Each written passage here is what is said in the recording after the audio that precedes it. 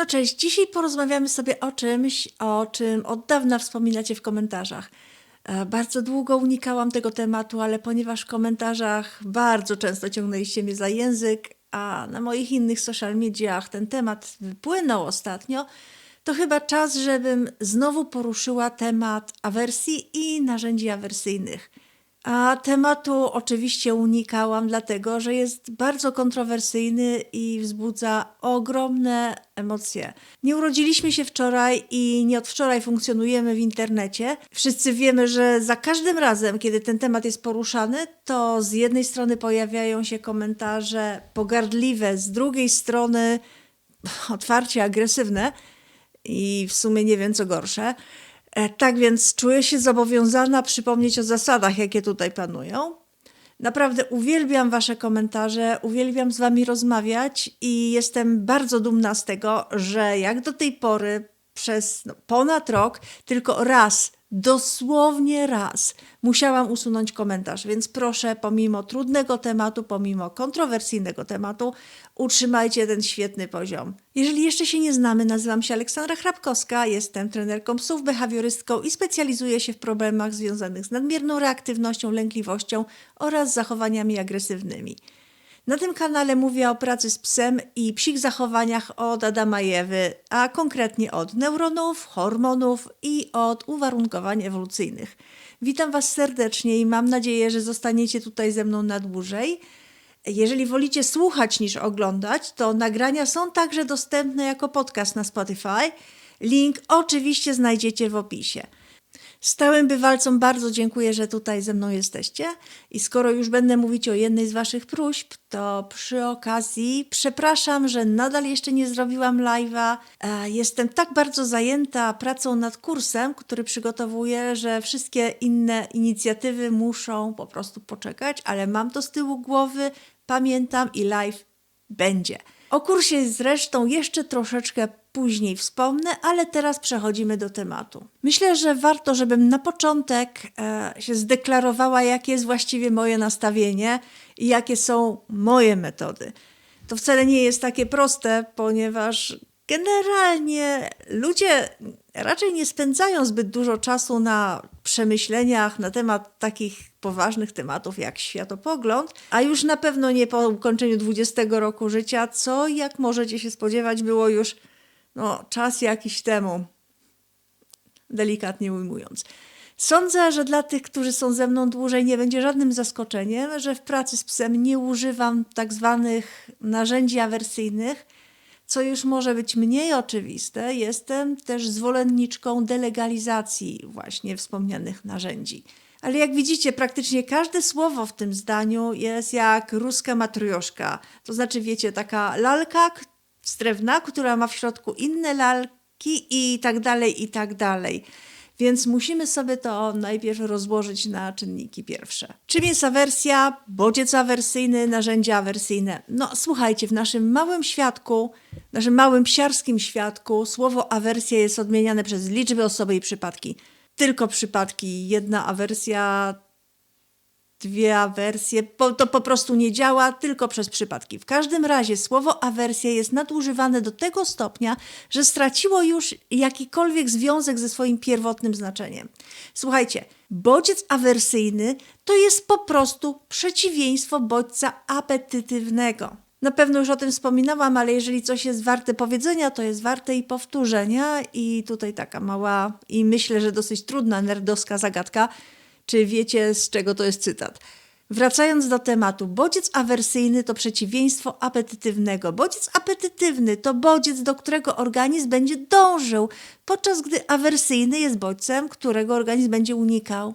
Koniec. Kropka. Nie ma tu miejsca na żadne naciągane kulturowe konstrukty dobra i zła. To jest naprawdę aż tak proste. Awersja jest naturalna, nieunikniona i jest też potrzebna, dlatego że to właśnie balans bodźców apetytywnych i bodźców awersyjnych daje nam homeostazę, daje nam równowagę, czyli właśnie to takie fajne, spokojne oczekiwanie. I to, co przed chwilą powiedziałam, zapewne wyda się znajome tym z Was, którzy pracują lub pracowali albo mieli jakiś kontakt z Nepopo. Tak jak już powiedziałam, to jest matrioszka. To też musimy sobie troszeczkę rozebrać. Chyba wszyscy możemy się zgodzić, że jeżeli stosujemy jakiś bodziec, to z myślą o tym, żeby uzyskać jakiś rezultat. Bodziec musi być efektywny. Ale żeby bodziec był efektywny, to muszą być spełnione pewne kryteria.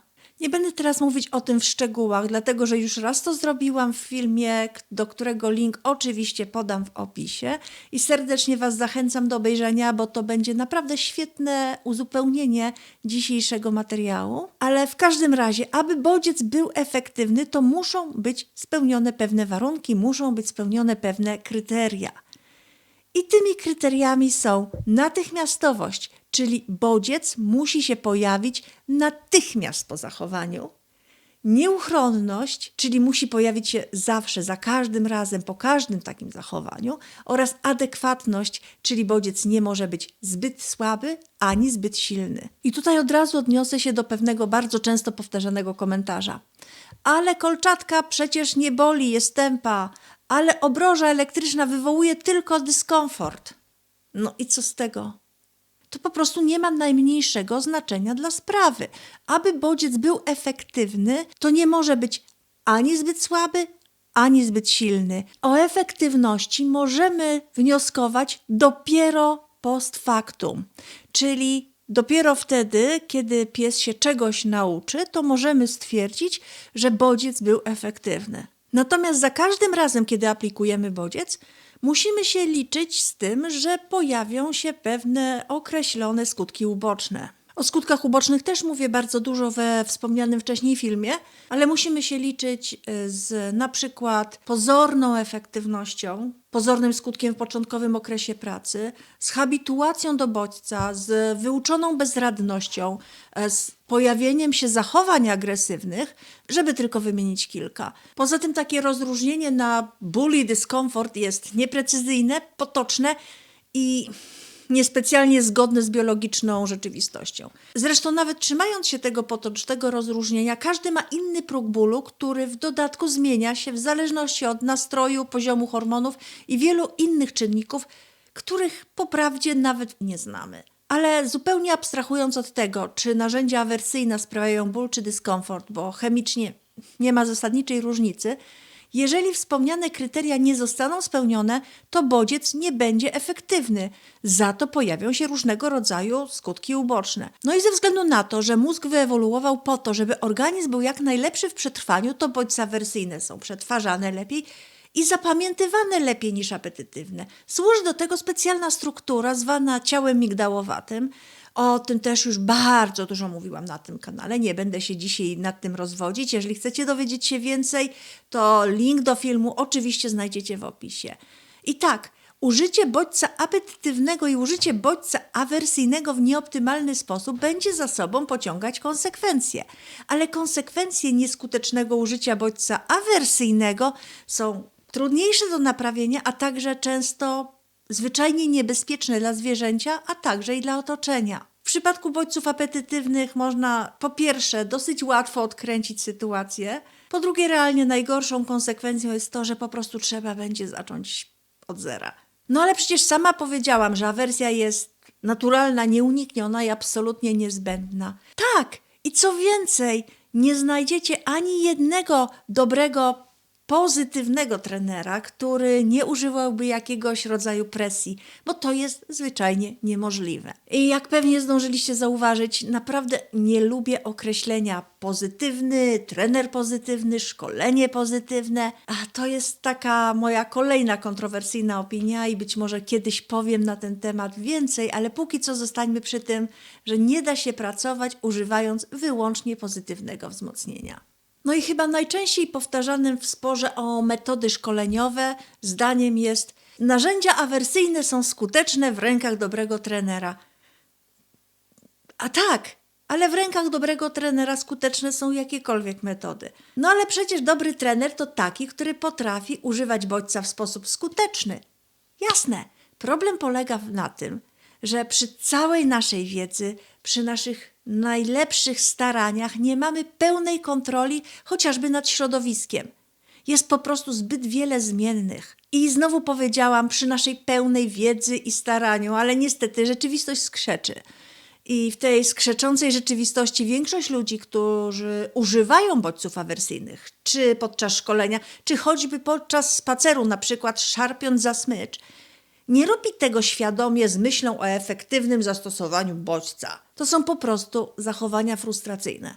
No i ten temat zbliża nas do omówienia narzędzi awersyjnych, ale zanim o tym powiem, to jeszcze tylko zaznaczę, że nie omówiłam w ogóle kwestii zastosowania bodźców apetytywnych i awersyjnych w krótkim okresie czasu po sobie, czyli tak jak to się robi w Nepopo. Ale to dlatego, że to by naprawdę wymagało osobnego, bardzo długiego filmu i w sumie nawet nie jest za bardzo na temat. Zanim przejdę do omawiania kwestii narzędzi awersyjnych, jeżeli zaciekawił Was ten temat i chcecie więcej takich treści, zasubskrybujcie mój kanał, żeby nie przegapić nowych filmów i możecie się spodziewać u mnie mnóstwa informacji o psich problemach behawioralnych i o szkoleniu, zawsze w zgodzie z badaniami naukowymi i bez zbędnych emocji.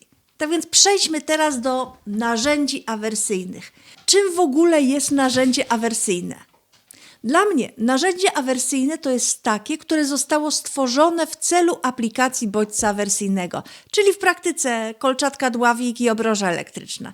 I tak, wiem, że wszystkiego da się użyć jako narzędzia awersyjnego i patrząc na to, w jaki sposób często są psy wyprowadzane na spacer, to zaliczyłabym do narzędzi awersyjnych także smycz, obroże i szelki, a także pożywienie, ponieważ naprawdę podanie psu smakołyku może być bodźcem awersyjnym i zaskakująco często jest. Ale nawet nie wnikając, w jakim celu zostały stworzone narzędzia, ponieważ żeby się tego dowiedzieć, musielibyśmy zapytać oryginalnych twórców, a jest już trochę po Halloween. Bądźmy realistami. Biorąc pod uwagę tryb życia współczesnych ludzi, przynajmniej w naszej części świata, ostatnie wymienione narzędzia, czyli smycz, obroża itd., są nam po prostu niezbędne. W odróżnieniu od kolczatki, dławika i obroży elektrycznej, bez których naprawdę jesteśmy w stanie się świetnie obejść. I tutaj pojawia się często absolutnie niepozbawiony sensu argument. A co z psami, które nie słyszą? No, słuchajcie, nikt nie lubi być stawiany w sytuacji paradoksu wagonika, a to jest de facto rodzaj paradoksu wagonika. Ale osobiście patrząc na możliwe konsekwencje, na skalę zjawiska, uważam, że pomimo tego oczywistego mankamentu delegalizacja narzędzi awersyjnych będzie krokiem w dobrą stronę. Zwłaszcza, że umówmy się, zawsze możemy liczyć na siły rynku oraz ludzką kreatywność. Kolejne działo, które jest bardzo często wytaczane, to jest pytanie, a co jeżeli narzędzie awersyjne to ostatnia szansa, aby uniknąć eutanazji? To pytanie wywołuje we mnie bardzo trudne emocje, zażenowanie, irytację, zniechęcenie.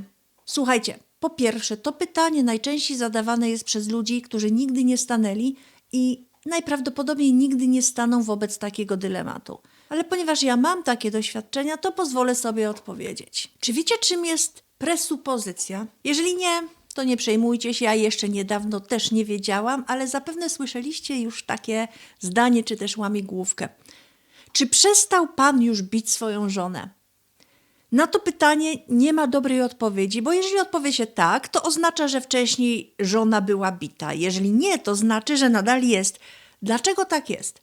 Bo to pytanie zawiera w sobie ukryte założenie, tak zwaną presupozycję, że nieszczęsna żona w ogóle jest ofiarą przemocy domowej. Problem z presupozycją jest taki, że jest to środek, który służy tylko i wyłącznie przemyceniu do świadomości odbiorcy pewnych nieprawdziwych założeń i potrzeba bardzo dużo czujności, żeby się przed nim obronić, zwłaszcza kiedy przemycane sądy są powiązane z silnymi emocjami. Do czego dążę?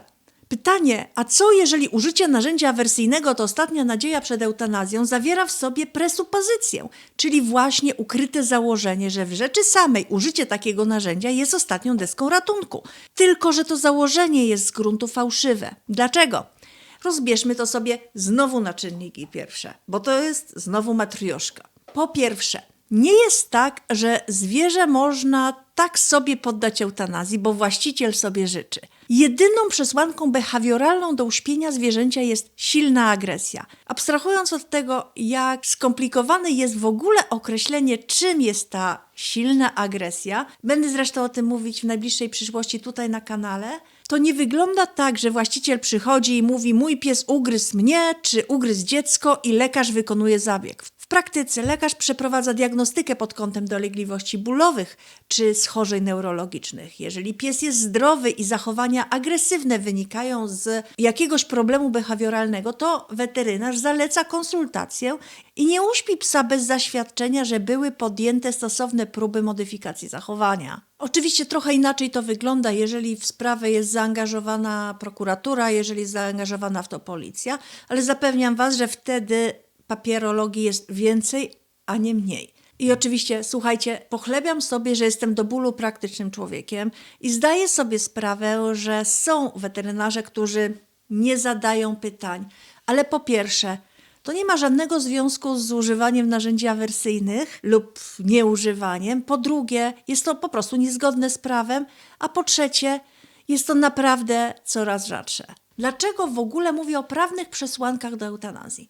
Słuchajcie, zachowania, które mogłyby w ogóle być podstawą do eutanazji, wynikają z zaburzeń, z braku lepszego określenia, w każdym razie lepszego, które by mi teraz przychodziło do głowy, wynikają z zaburzeń psychicznych. Najczęściej z zaburzeń lękowych lub zaburzeń związanych ze stresem i to są realnie dwie różne rzeczy. Kiedy pracujemy nad jakimkolwiek problemem związanym z emocjami, narzędzi awersyjnych nie ma nawet na liście możliwych do użycia środków. Nie dlatego, że się pozytywnie uwzięli. Jak wspomniałam, nie cierpię tego określenia. Nie dlatego, że się sprzysięgli, tylko dlatego, że są to narzędzia szkoleniowe. Służą modyfikacji zachowania, a nie emocji. I ktoś mógłby powiedzieć, że wszystko jedno jak pies się czuje, ale jak opanujemy zachowania agresywne, to nie trzeba będzie go usypiać. No i znowu, matrioszka. W założeniu każde narzędzie szkoleniowe ma służyć temu, żeby psa nauczyć zachowania i później to narzędzie staje się zasadniczo zbędne. Czyli teoretycznie bierzemy takiego psa wykazującego zachowania agresywne, szkolimy go w iluś tam sesjach treningowych, kilkunastu i jeżeli użyliśmy, dajmy na to, obroży elektrycznej do tego, to później używamy jej tylko hartując i doskonaląc umiejętność. Ale to się po prostu nie uda. Nawet gdyby trener był ideałem i nawet gdyby wszystkie gwiazdy mu sprzyjały. Głównie dlatego, że pod spodem zachowań agresywnych jest zazwyczaj lęk, a ten ma paskudny zwyczaj tylko rosnąć i się generalizować. I jeżeli się nim nie zajmiemy, to kiedyś to szambo po prostu wybije. W takim razie druga opcja. No trudno, ale przecież możemy użyć narzędzi awersyjnych do kontrolowania zachowania. To jednak jest absolutnie nieskuteczne. Po pierwsze dlatego, że wymagałoby stałej 24-godzinnej kontroli nad zwierzęciem. To niemożliwe. Po drugie, skoro narzędzie, którego używamy jest nieefektywne, a jest nieefektywne, bo gdyby było efektywne, to problem zostałby rozwiązany w tych kilkunastu sesjach treningowych. A skoro jest nieefektywne, to musimy się liczyć z bingo skutków ubocznych i tutaj na szczególną uwagę zasługuje habituacja do bodźca. Zresztą wystarczy, że popatrzycie, ile psów ciągnie na kolcach. Mózg psa po prostu z czasem przestanie reagować na bodziec. I co dalej? I pozostaje jeszcze jedna kwestia. Dobrostan zwierzęcia. Nawet gdyby rzeczywiście zachodziła taka sytuacja, że utrzymujemy psa przy życiu używając narzędzi awersyjnych, to istnieje coś takiego jak lista 5 wolności. W zależności od kraju i organizacji przepisy są różnie sformułowane, ale generalnie wszyscy są zgodni, że zwierzę ma prawo do wolności od głodu i pragnienia, wolności ekspresji naturalnych zachowań, wolności od dyskomfortu i tutaj chodzi zasadniczo o prawo do godnego schronienia, od bólu, urazów i chorób oraz od strachu i stresu. I nawet jeżeli by założyć, że narzędzia awersyjne same w sobie nie wywołują bólu, to trzeba się najpierw zastanowić, do jakiego stopnia zachowany jest dobrostan zwierzęcia, dobrostan psa, który cierpi psychicznie z powodu lęku tak poważnego, że powoduje nasilone zachowania agresywne. Tak nasilone zachowania agresywne, że eutanazja w ogóle jest brana pod uwagę. No niestety, zeszło nam na bardzo trudne tematy, ale to jest niestety rzeczywistość. Optymistyczny akcent jest taki, że w ogóle kwestia eutanazji ze względów behawioralnych pojawia się bardzo rzadko i z mojego doświadczenia są to zawsze kwestie powikłane przewlekłymi problemami zdrowotnymi i to zazwyczaj nie jednym, a wieloma jednocześnie. I jeszcze obiecałam, że wspomnę o kursie, nad którym pracuję. Niedługo ukaże się mój kurs skierowany do opiekunów psów z problemami lękowymi. I subskrybujcie mój kanał, żeby na pewno nie przegapić informacji o przedsprzedaży. I jak zwykle dajcie znać w komentarzach, jakie są Wasze przemyślenia. Bardzo chętnie podyskutuję. Cześć i do zobaczenia.